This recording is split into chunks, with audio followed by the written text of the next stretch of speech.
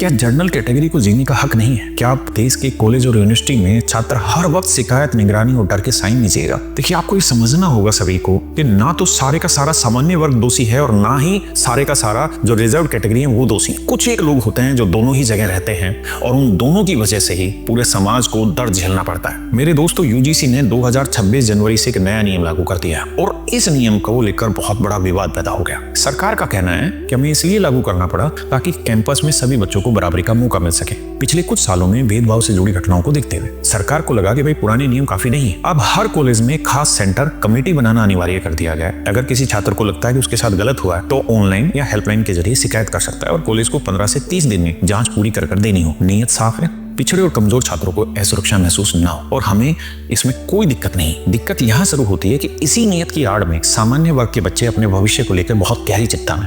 सबसे बड़ा बदलाव पुराने 2012 के नियमों से जुड़ा। पहले ये प्रावधान था कि अगर कोई जानबूझकर झूठा आरोप लगाता है तो शिकायत करने वाले पर भी कार्रवाई हो सकती। ये एक तरीके का सुरक्षा कवच था ताकि कानून का गलत इस्तेमाल ना हो सके। लेकिन 2026 के नियमों में ये सुरक्षा कवच हटा दिया गया। समझदार लोगों को कहना है कि शायद इसलिए हटाया गया ताकि असली पीड़ित डर कर चुप न रहे। लेकिन जनरल स्टूडेंट्स का डर यही है, अगर झूठ पकड़े जाने पर भी शिकायतकर्ता को कुछ नहीं होगा तो यह कानून नया हथियार बन जाएगा। इसका इस्तेमाल डराने, फंसाने और बदनाम करने के लिए होने लगेगा। और सरकार ने इक्विटी स्क्वाड भी बनाई। सरकार इसे सुरक्षा टीम भी कहती है, लेकिन स्टूडेंट को यह जासूसी करने जैसा लगता है। हॉस्टल, कैंटीन, बैठने की हर जगह निगरानी।